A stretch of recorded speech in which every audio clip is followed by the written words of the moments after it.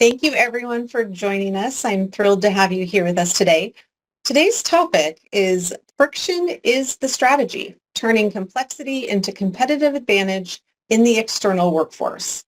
Now, if that doesn't sound intriguing, I'm not sure what does. I'm so grateful to have two amazing industry experts here to provide their experience and best practices when it comes to really defining those common friction points and then how to turn those into moments of trust, loyalty, and long-term growth. Just a few housekeeping items before we get started. We are encouraging you to submit any questions that you have throughout the webinar, and we will leave time at the end for Q&A. If we don't get to your question prior to the end, we will follow up with you afterwards. And the slides will be available and sent out to all registered attendees in about 2 business days. Before we get started on the topic today, I just want to do a quick SIA overview. So many of you do know and are aware of what SIA is and does. We are a global research and advisory firm focusing on staffing and workforce solutions.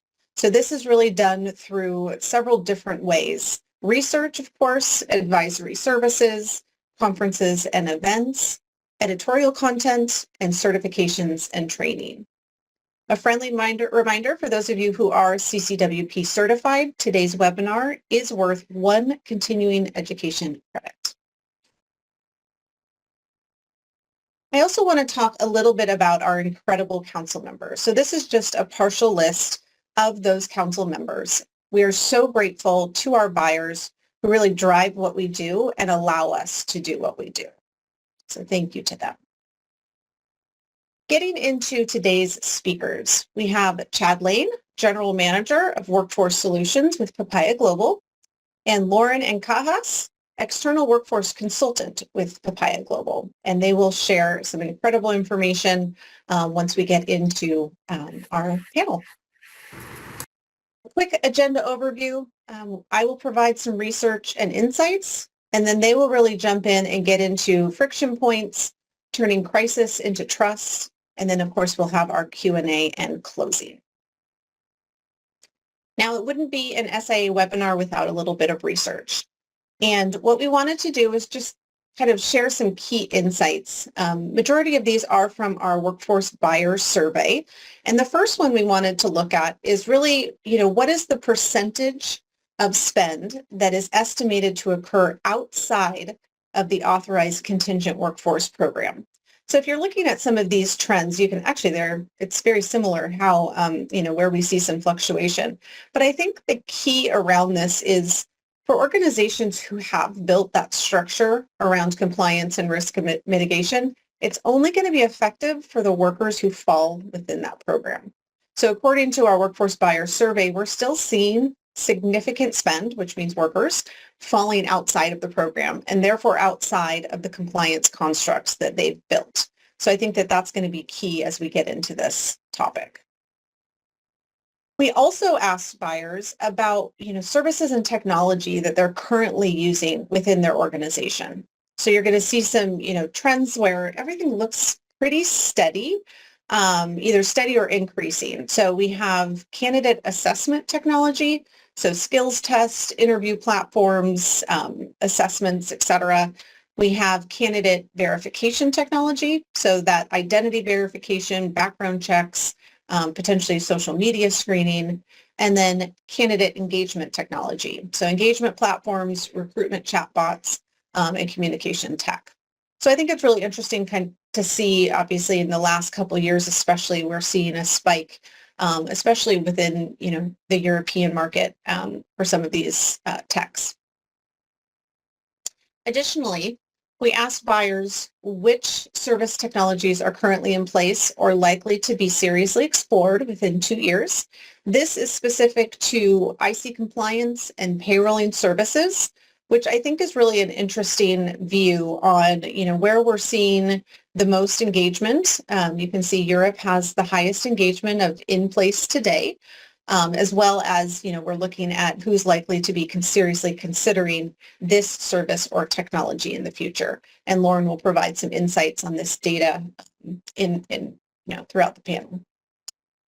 And then lastly, I wanted to talk a little bit about the complexities of global market. So you can see dark green being the least complex, and I don't think it's any surprise which markets fall under that dark green. We see US, Canada, Australia, and Finland. But I think it's really imperative to call out those kind of dark purple because we're actually seeing significant growth in some of these markets. Brazil is a really good example of a country that has extremely complex legislation around the engagement of external workers, but it's also where we're seeing the most increase in contingent solutions in Latin America. Currently, Brazil has about 3.4 billion US dollars staffing market, which is the highest in that region. So, it's a big world out there. I think that, when we start to expand and we start to enhance and go quote unquote global or into different regions, there's going to be complexities and opportunities. Our speakers today, thankfully, are going to help us really understand how to turn those complexities or friction points into a competitive advantage. So with that, I would love to pass it over to Chad Lane. All right. Well, thank you, Caitlin, and for the warm welcome, and thank you everybody for joining. At Papaya, our mission is to make the global workforce management simple, scalable, and compliant. And we pay people in more than 160 countries, believe it or not. We navigate shifting local labor laws and help companies manage the complexity of classification and payroll. We built the first contingent OS, our single platform that makes managing, onboarding, and paying the external workforce very simple, compliant, and fast. So in short, what we position ourselves is we give organizations the confidence that their people are taken care of everywhere they operate. And at Papaya, you can classify your workers correctly, which is important, onboard them very quickly in days, and keep them running smooth across the borders, all in one flow. And part of that is, it is complex, and that's why this session really matters. And the main argument here is that, because friction isn't a flaw, it really can be an edge. And it's not a problem to necessarily try to erase. Most of us in business are obsessed with eliminating friction. And I've been there many times myself. But if you step back, you realize something important. Friction happens when you're solving real complex problems. And solving these problems is what builds trust and lasting relationships. And friction is what makes the difference between companies that stumble and companies that win. Yeah, I totally agree, Chad. Similar to what you mentioned, in my experience, I've often worked with companies that they see a friction point and they immediately try to cover it up, get rid of it, be done with it, and then move on as though it's not really an advantage. And so you're going to hear us today just make that argument time and again that these friction points, things like changing regulations, payment delays, misclassification risks, or even tech constantly changing and creating either silos or division points. These can be used as true advantage points for your company if you're looking at them as strategy instead of something that is just friction. Yeah. And I mean, if you think about it, when is the last time you trusted a partner because they did something that was easy? Trust isn't forged in ease. It's forged when you're solving real problems in a world of complexity. Totally agreed. I've got a story that I'm going to share about that a little bit later too, Chad. Yeah, absolutely. So why this matters now. We live in a world where there's just, as you all know, a ton of data, a ton of technology, a ton of access to information that's flowing in. So with that, we have clients that are just constantly demanding perfection in their compliance. They want flawless payments. They want visibility to their entire extended workforce. And those are all reasonable things to ask.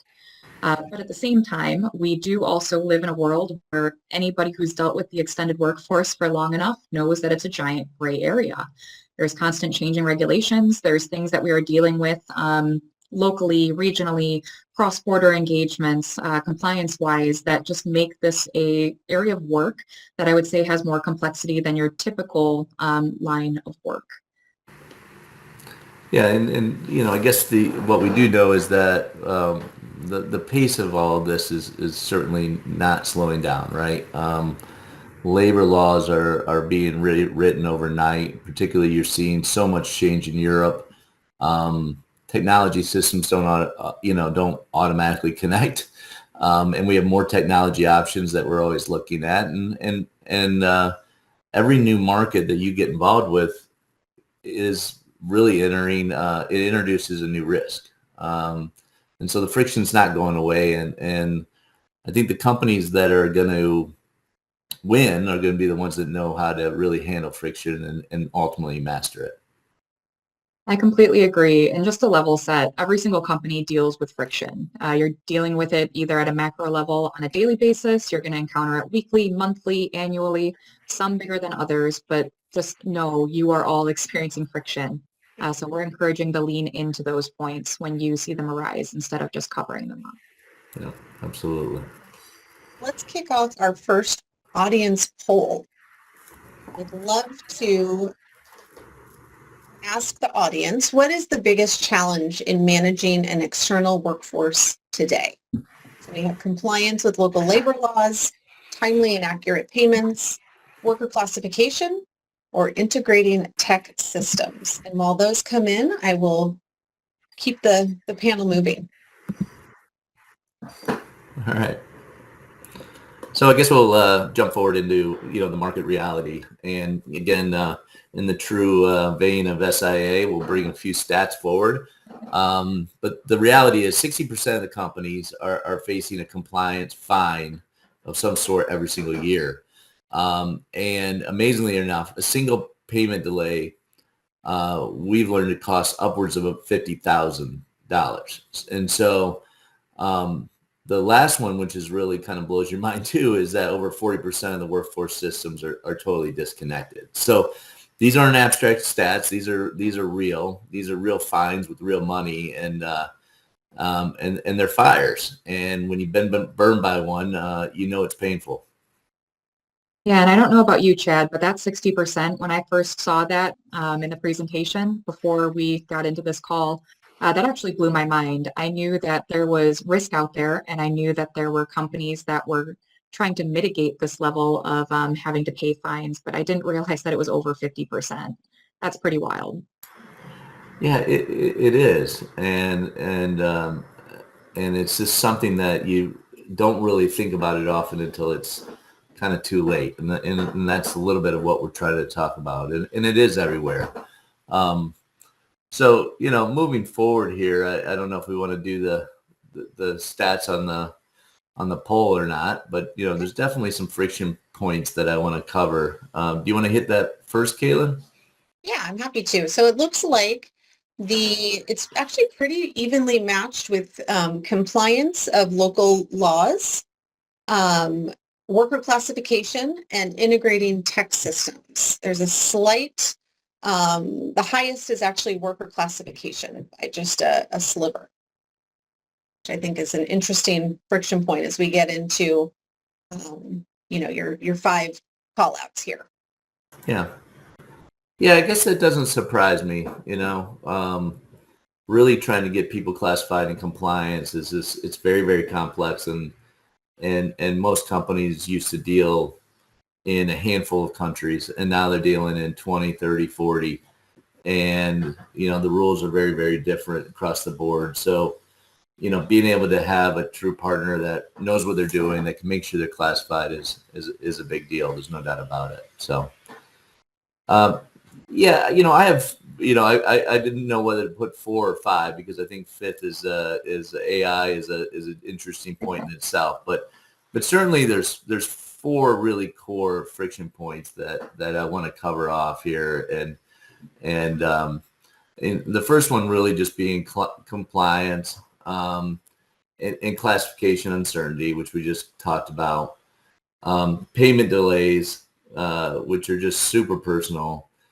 The friction of having these siloed techs which really does cause a lot of problems. And then ultimately the regional inconsistency.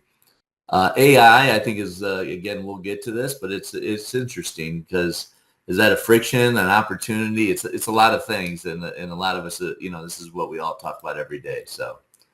Yeah, goodness, you can't even log on to LinkedIn without seeing 30 articles about AI. Is it going to take all of our jobs, or is it going to help us?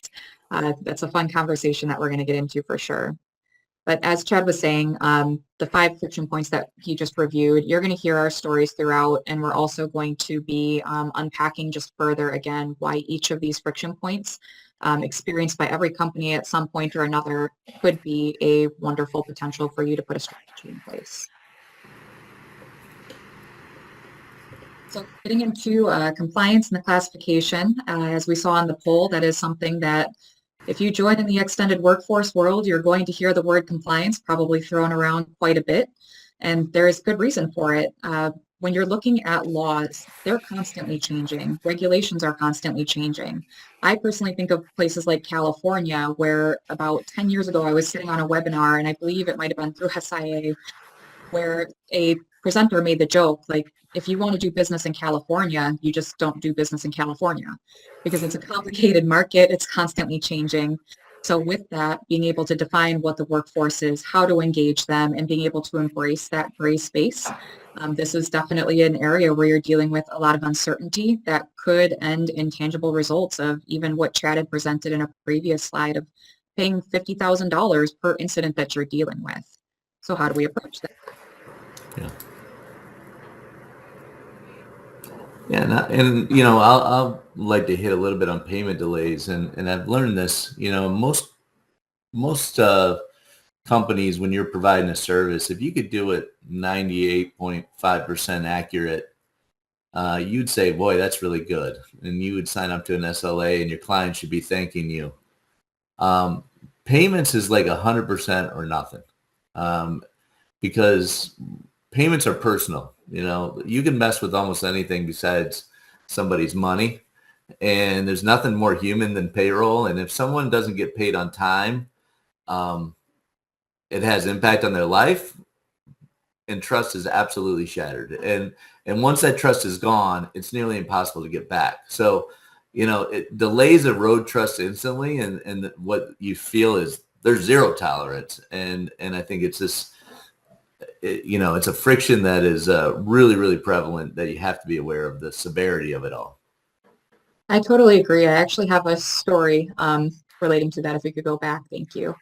I was working with a client in Latin America, and they had an issue with their invoicing process that was delaying the payments going out to their suppliers and the workers therefore underneath them in some cases. Yeah. And that actually created a big issue because it went beyond just pay not going out. In fact, they found that suppliers were spreading word of mouth to other suppliers. And after they got that invoicing problem fixed, it took them several months to go out and rebuild and start to engage suppliers that were bringing them good talent again, because they had this black mark on their reputation where people saw it and they said, we can't trust them. We can't trust that we're going to get paid to do the work. So it's a big deal. Yeah. So textiles, this is the silent killer. I think we all think about this, but disconnected systems are really silent risks. When you have your HR on one platform, finance on another, payroll, there's spreadsheets or in some other system, and they don't talk or react to each other efficiently, there's clear just hours wasted reconciling that data. But even worse, there's blind spots where compliance issues really hide. And I want to reference just the data that Caitlin had brought in at the beginning of this presentation, because I do think that it highlights well what we often see happening in our line of work. We see that there's self-reporting that would say like 70% of the companies believe that they have good enough compliance and payrolling in place, that they've only got like 1 to 10% risk of not having coverage in their particular marketplace. But really, when we get in and we start working with clients, we find that more often than not, these disconnected payrolling systems actually leave more people uncovered than not. I had one client in particular that, just talking strictly on workforce, they had implemented a VMS feature that allowed them to uncover an unexpected 18,000 workers that they did not know at all were covered underneath SOWs and hidden contracts where the headcount just wasn't visible. So that kind of stuff does happen.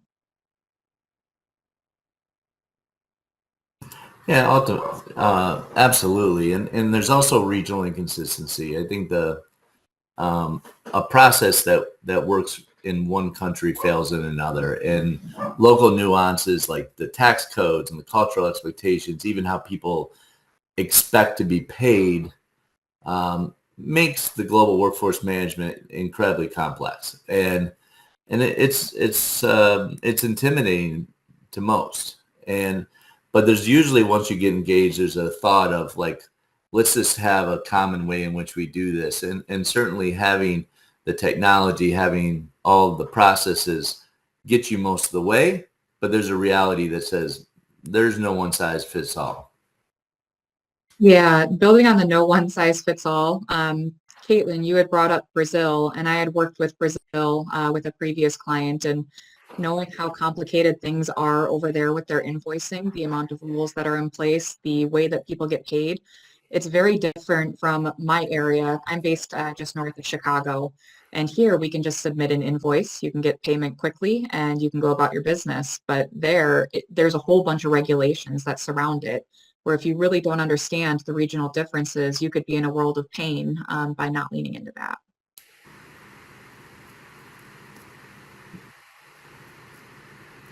So getting into everybody's favorite topic here, AI, buzzword that we've all heard time and time and time again over the last several months. Just talking about this on whether or not it is a friction point or a flow point. As mentioned, you probably have seen reports from like Forbes where 80% of implemented IT projects fail, and that sounds scary. And other ones that say AI is going to come and take our jobs. In fact, next month, instead of Chad and I, you're going to be seeing AI delivering this kind of a presentation. How much do we believe that? How much do we want to utilize that? And where is the proper fit for AI? Now, I'm going to make the argument that I think AI does actually have a place in being able to help support flow and being able to be used as a strategy. But depending on how you're utilizing it is going to determine whether or not it ends up being a major friction point or a flow point. So some things to consider when it comes to AI. One, there's no one-size-fits-all model with this. You can consider it the wild, wild west. When you take a look at these tools, you need to take a look at not just AI on the broad sense, but how can we use it at the small scale? And similar to what we had mentioned with regional inconsistencies, what works in one country might fail in another. Me using AI here to help in writing some ideas or helping me to creatively think might not work in another culture where they have very strict ways that they sit down and approach conversation. It's different, and the ways that we engage it are going to be different. And then adding complexity at scale, when we're talking about AI here, anything that you scale is going to be more complex. So we're going to say start small, look at the AI, figure out how you can use it in small ways, and especially getting into generational AI where you've got things that are being generated, created, big topics that it's just not clear yet exactly how it's going to develop and how it's going to be used. Start small, scale big. Yeah. Yeah, I love that point because I really using on a small scale has been a good lesson learned for a lot of us. I think when you first start in that journey of AI, you want to do something that looks really cool. It feels good. It feels very innovative. And what I found is that, using it on very specific applications where you're really trying to sort something that's very practical but very important, or it's something that's being done manually that can be automated that way and really save a lot of time is really where you get the lift.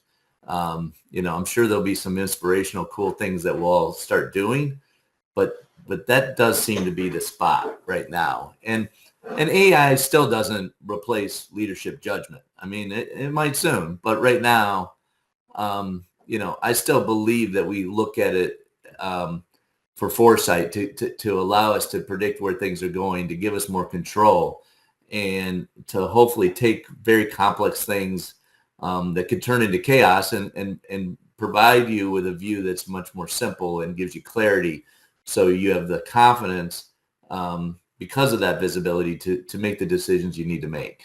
So, and I just Totally like to agree. add also, when you're talking about, you mentioned, Chad, payment is, such a sensitive topic. So when I start to think about AI or automation, kind of two different buckets with the process flow that you guys are talking about, it really feels like automation may have a place in certain parts of the process, but that the payment process, you're always going to want to have human touch or oversight when it comes to, ensuring that that's going smoothly, and that, that process is really following exactly as it has been outlined. Do you agree with that, or is that kind no, of? I think that's a great point, and it's true. I mean, like we've been using, like, for compliance, figuring out exactly what documents are needed in every single country.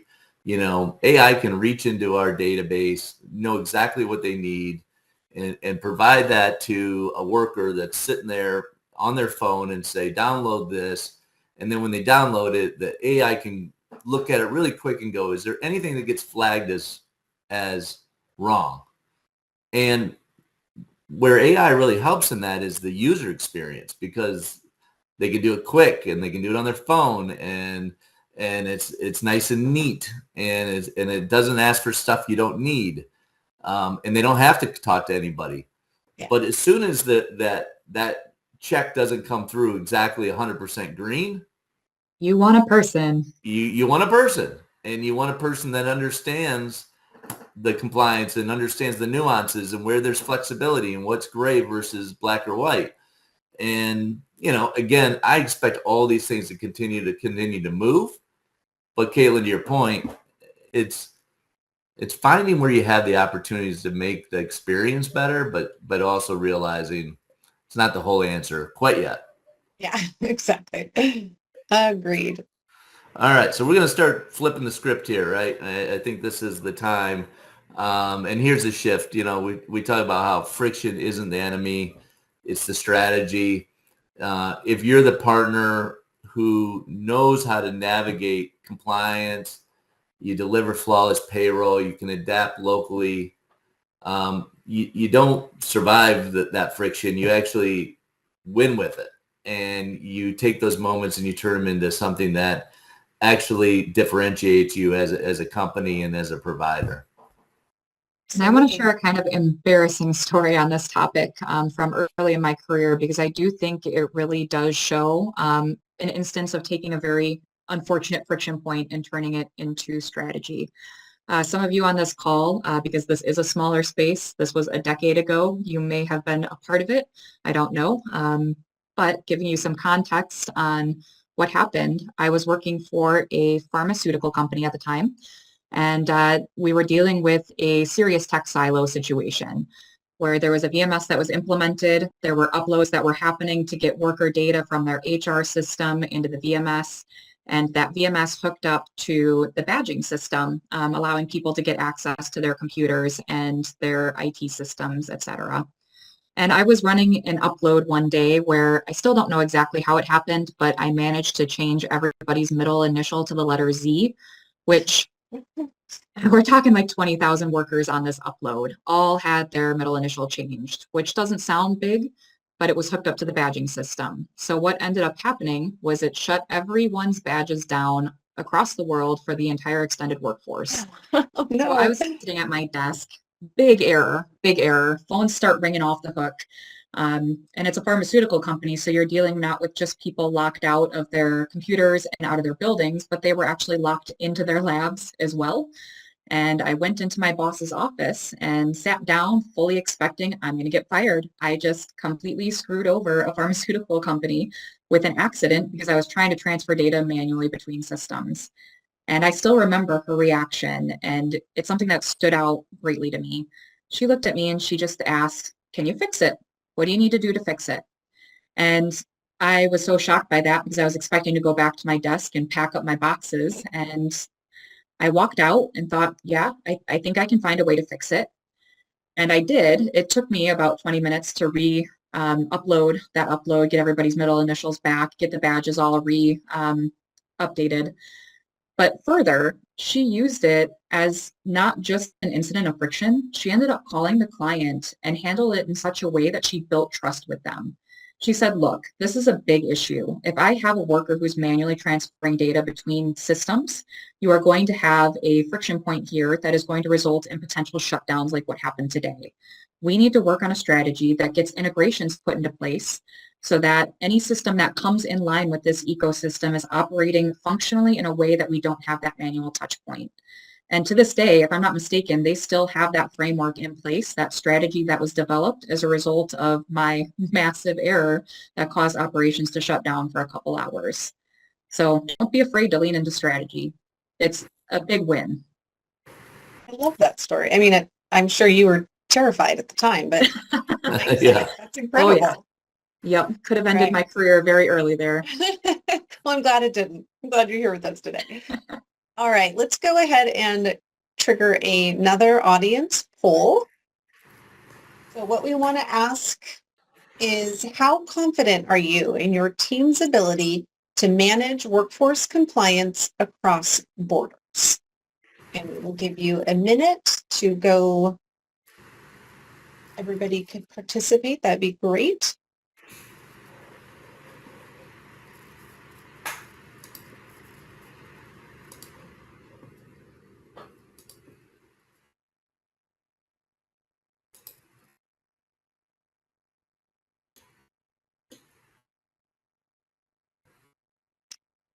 Chad, if you want to start talking about.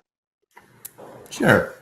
That's Yeah, I think this is maybe time for my story a little bit. I was recently had a real incident when we talk about turning crisis into trust. I had a client that was facing a crisis. Their company had received, I think it was 24-hour notice to pay, assumingly legal, required bonuses to former workers who were not even on their payroll system anymore. And because of that, their normal payment platform couldn't process these payments and had never onboarded the workers. So it came to us and this is a little bit interesting. It's not something that we'd necessarily face, but it really did very quickly when we grabbed the team. We said, hey, it's an opportunity. And they're counting on us. And can you imagine, not only are there probably fines and compliance, but also the disappointment of these people that are expecting this money if we don't come through. And so, the solution, I won't bore you with the complexities of it, but there was definitely a technical piece that had to be handled. It required more than a few people to get involved, and there were real-time updates, and we were in very different time zones collaborating to remove the obstacles. But the deadline was met, and personally, I find these times kind of fun. I mean, as long as it turns out well, it is kind of cool to get together with some people and really fix problems. But something bigger did happen, and it could have been a compliance disaster, but it turned into a trust building moment. And the company experienced what is meant to have a partner handle pressure for them. And their executives were being briefed. And, for us, the biggest trust is often built in the smallest windows.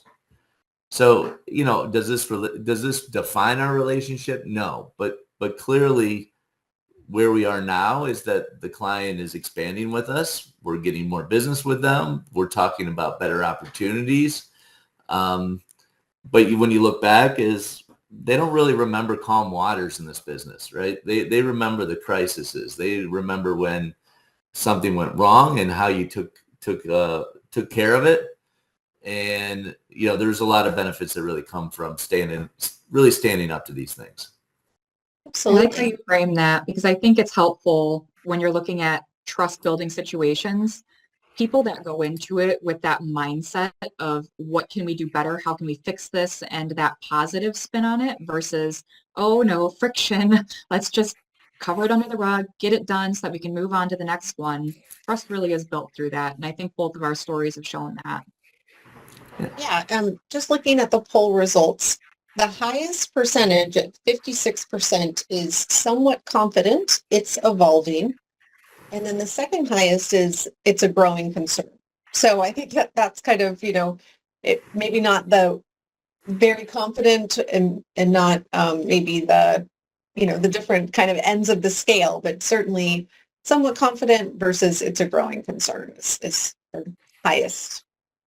Yeah, and it's as it gets more complex, you have to have better partners and more eyes on it to make sure that it is being handled, and the risks are getting higher. And if you're good at it and you can really engage the very best people anywhere around the world, it's a huge competitive advantage. I mean, every CEO will tell you, if I have the best people that can do the job, you know, we're going to win.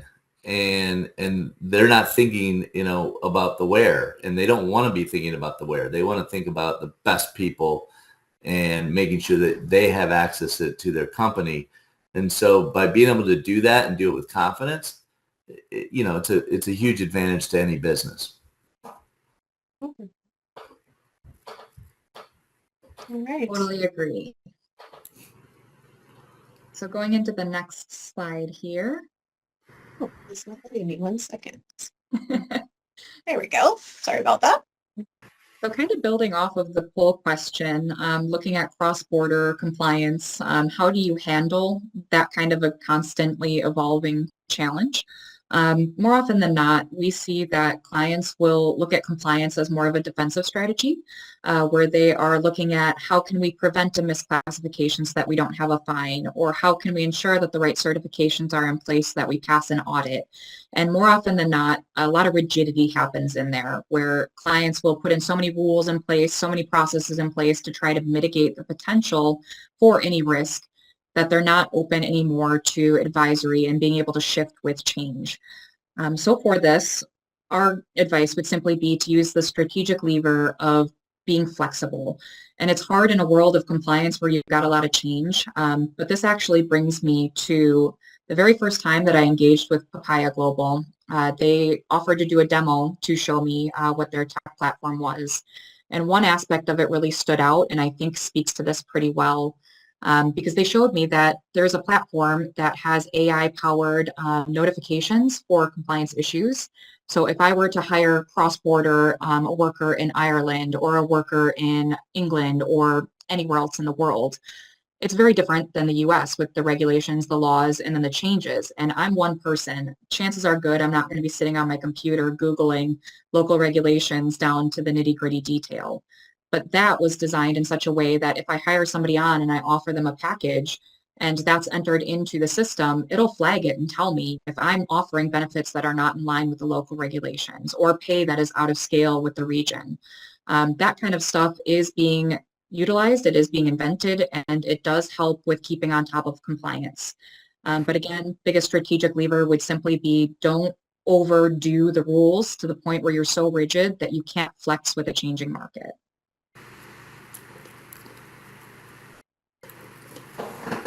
Yeah, I mean, in payments, really, as a proof, I think is a good way of putting it is that there's really nothing more tangible of a proof point than getting the payments, right? And we've hit this pretty well, but get it wrong, trust evaporates. Get it right, you build loyalty with saying a word, but it goes deeper. When payments happen on time, right, and correctly, workers can really start being strategic about FX advantages, automation, capital utilization. We see it all the time now that people are so aware of constant fluctuations in FX and where they are in the world and where they want to have money and tax and stuff. And we give them actually tools to help them be smart about their money. And that comes back to us time and time again, that once you get past kind of the basics, they really do appreciate you helping them get really smart about what they do with their money, how they use it, and it's a true value. Okay. And building on that personal aspect, with the mistake that I made at that pharmaceutical company, could you imagine how bad the fallout would have been if I had affected payroll instead of the badges? Like, it was bad, but that could have been bad. Absolutely. So getting back into tech, with the way that it's often approached, more often than not, I see that clients, when they have a friction point, they just slap more tech into it, or they say, maybe we can repurpose a tech that we have and let's add in some additional functionality. But it tends to come back to, how can we use tech? Slap some in, fix it, modify it, let's use tech. What I often don't see happening as the strategy is asking what's causing the friction point in the first place. So when I'm brought in, usually it's at the point of they're trying to solve for something that they have an idea on how they're going to solve it, but nobody's asked the questions, why is the silo there? Should it be there? There are some cases where you've got like small, super niche independent systems that, quite frankly, they just don't need to be bogging the ecosystem down because it's a very niche team doing very niche things. But more often than not, if you've got silos, the question would be, well, what's happening cross-functionally between the teams? Is it really an integration issue? Are they connected in such a way that the data is flowing in with the process point? Another thing that you should be asking is, where are the workarounds happening? I can tell you as a hiring manager that when compliance especially ends up taking several weeks just to get somebody hired on, and I've got a high priority project, if I have to sit and wait all of that time before somebody even approves the background check, chances are good I'm going to be emailing, calling, getting a contract signed off the record, that I'm going to go back later and say, whoops, here's my worker, versus going in the system. And I know that's bad, but that is an opportunity to lean into a strategy point and say, why is the friction happening? Chances are good that there's something actually going on that you can put into place to remove the pain barriers that are happening there. Absolutely. I think that's a really good call out as well. Yeah, I had an integration project. We were working with one of the largest chemical and shipping companies in the world, and they were using Papaya Global to automate their HR workflows. And a big part of it was eliminating the manual data syncs, and it really saved hundreds of hours. It was crazy what they were doing to kind of try to connect these dots on their own.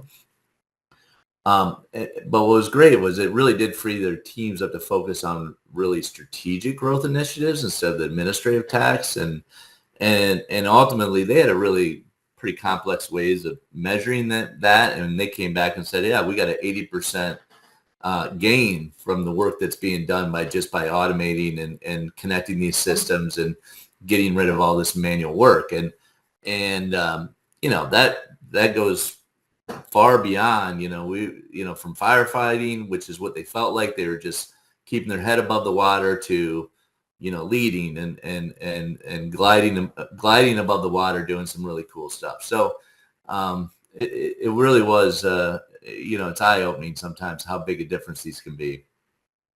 Absolutely. And I've got one as well. I was working also with a global chemicals company, and they actually had teams that had purchased technology that they didn't even remember that they'd purchased. So when we came in to take a look at their total landscape and figure out where the pain points were at, we brought it to them and said, are you using this? And they said, no, we haven't implemented, but they were paying the annual fees on it. So when we pointed that out, we likened it to having a bunch of cars in a garage with nobody knowing how to drive any of them. Those are the kind of points where when you identify that there's just disconnects and silos that happen there, you can really address them and make sure that you even know what technology you have. It does help. Yeah, absolutely. That ties in also to some of that research of, yes, we have tech engaged, but are you truly utilizing it, and is it fit for purpose? Absolutely. So, global reach is impressive, and it's something we talk about all the time. But the main point I wanted to share here is that what really builds trust is local fluency. Knowing that the regulations, the cultural expectations, the little things that ultimately make things work and it makes the worker feel understood is a massive difference. And the true differentiation comes from local fluency, because you need to really have a great pulse and a way to track and utilize the changes in regulation to understand and have people that are really immersed in the culture. And that way, when you're dealing with the people, you stop being a vendor, but you really start being part of that in-country team, a true partner, and it makes a huge difference. And it's something that takes a lot of time and effort, but is very, very obvious to a worker that's on the ground. I couldn't agree with you more. I don't know if I shared this with you, Chad, but I had a now really good friend in Brazil. A while ago, I was tasked with helping to put an invoicing framework into place in one of the VMSs that we were implementing. And in my mind, I thought it was going to be very simple. And I think I referenced earlier that Brazil is one of the most complicated countries on the planet for invoicing. It turns out that it was so complicated that through webinars and meetings and phone calls, I could not figure out how to replicate the math to get it up and running in the VMS in a functional way. So I actually invited that coworker from Brazil to come stay in my apartment for a month, and she stayed in my second bedroom, and we talked everything from politics to local nuance to invoicing, and then I really got to know her not only as a person, but her culture, why they approach things that way. And to this day, she's still somebody that I consider a friend. We still talk on occasion, but it helped me to realize bringing myself out of my local area and understanding nuance in these different regional places really does help when you're trying to have a strategy that is cohesive around the globe. Yeah. So during implementation, everyone just has to move in with each other, figure it all That's out. exactly Kind of it. feels that way. That's the strategy. All right, let's go ahead and kick off our third and final poll for the audience. If you all can answer, which of these would most strengthen your external workforce strategy today? A trusted compliance advisor, more visibility into global payments, fewer manual processes and tools, or help entering new markets? If you could all answer the question, that would be wonderful.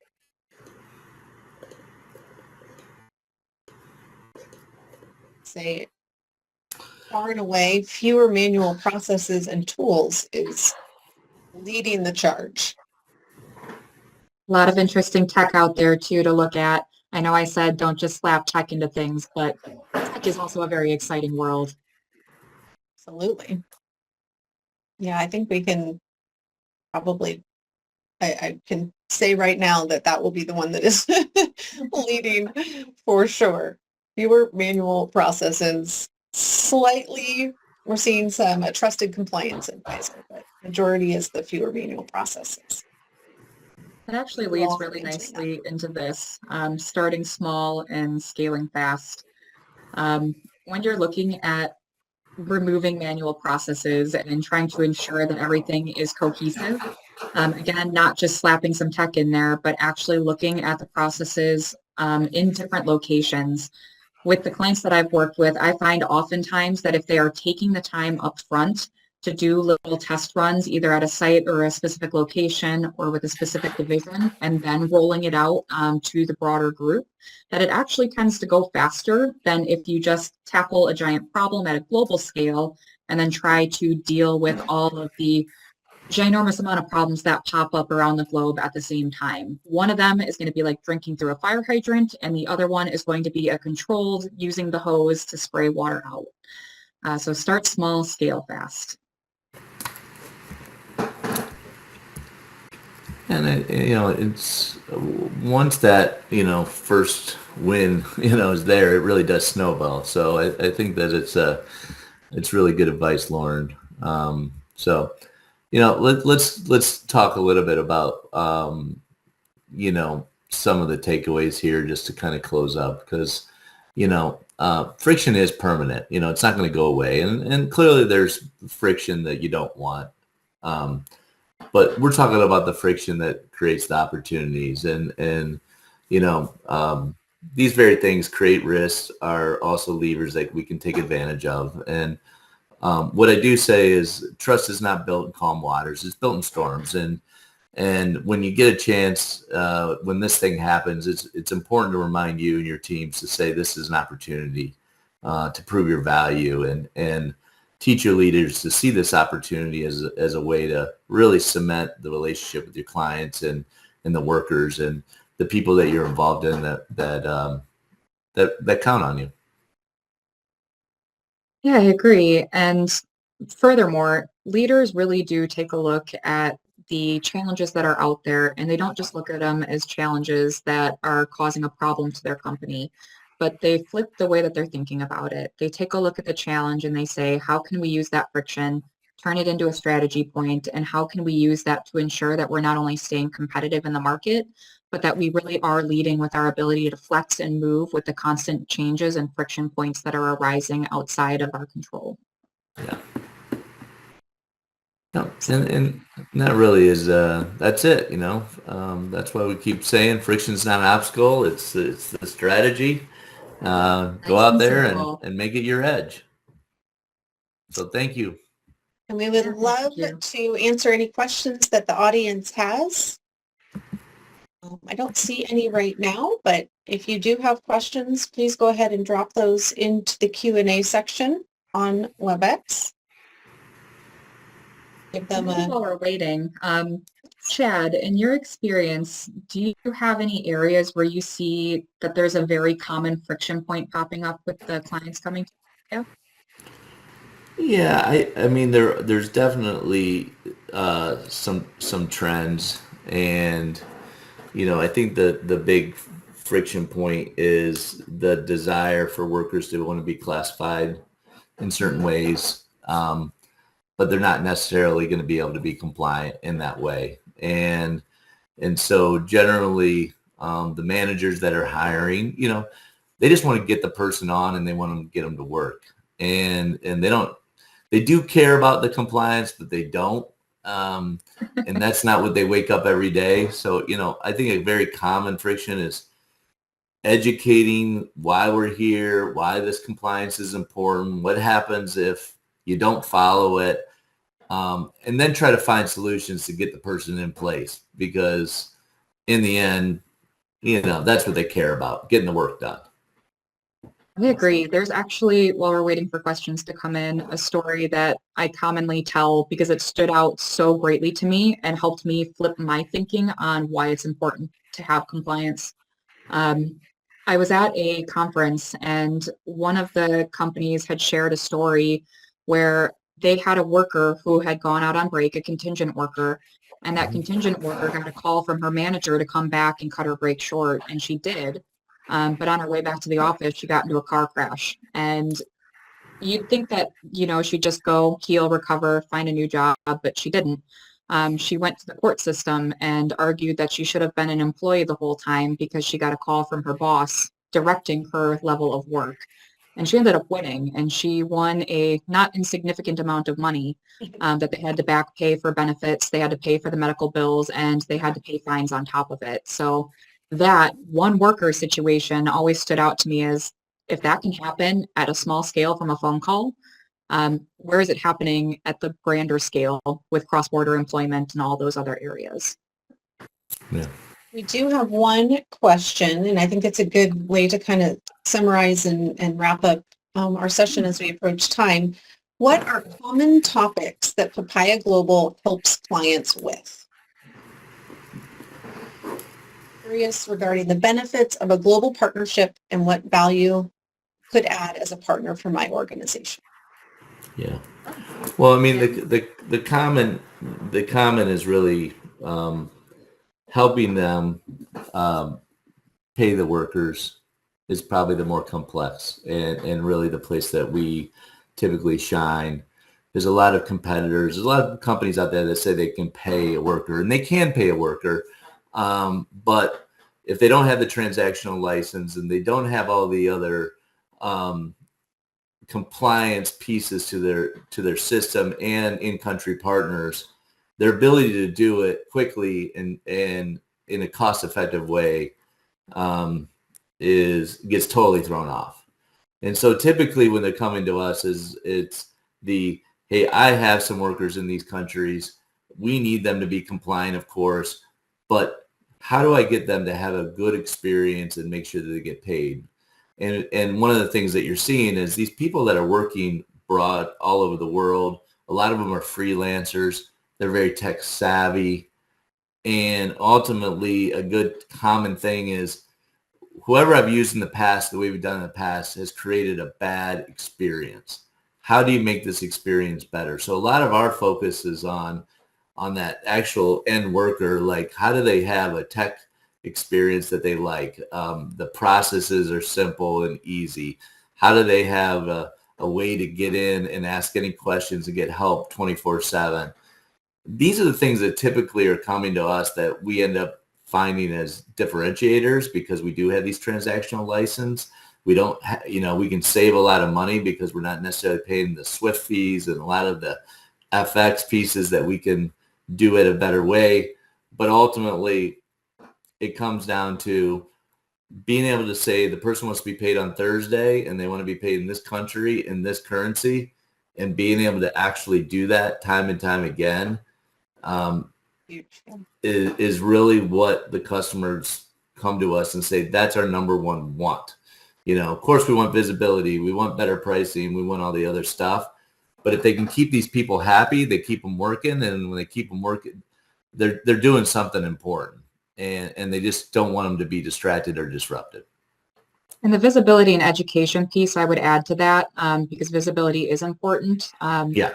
You'll find with like MSPs, especially when you're going global, or even if you're just engaging directly with the suppliers, chances are good that at a global level, you've got multiple different payroll providers that are being utilized. Papaya has the ability to go in and cover almost all of those areas. But then further, they really do have education that is targeted towards the specific group of the external workforce. So they've got like a certification course that you can take to understand the different groups that are operating within the contingent workforce. What are their needs? What is important to them? How do you cater to them? And it helps because it's not just a payment focused thing, but it is a more, how do all of the parties work together? So I liked the education piece too. Yeah. Wonderful. Well, I want to thank everyone. Thank you to our audience for joining us today, and particularly thank you to Papaya Global, both Chad and Lauren. It was incredible insights. We're very grateful for your opportunity to speak to everybody. It was a pleasure. We'll Thank send you. out the slides in the next couple of days so that the audience can review those. But have a great rest of your day, everyone. Thank you so much.